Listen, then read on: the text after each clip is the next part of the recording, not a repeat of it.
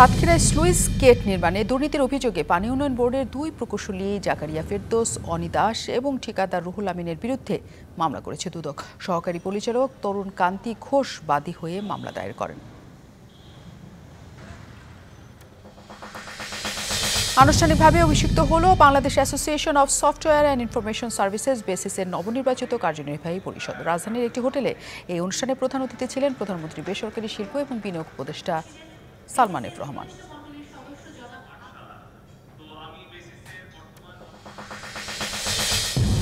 নরসিংদীতে যাত্রীর ছুরিকাঘাতে ইউনুস মিয়া নামে এক ইজি বাইক চালক নিহত হয়েছে।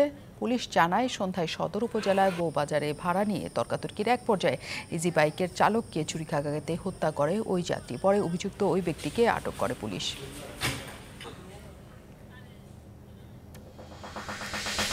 নড়াইলে চিত্রা নদীর পাড়ে কাঙ্গালী মায়ের মন্দির প্রাঙ্গণে চলছে 18তম মহানাম যজ্ঞ অনুষ্ঠান। 4 দিনব্যাপী ভক্তবৃন্দের এই মিলন মেলা যাতে কোনো বিশৃঙ্খলা না হয় সেই লক্ষ্যে আইন শৃঙ্খলা রক্ষায় রয়েছে কঠোর ব্যবস্থা।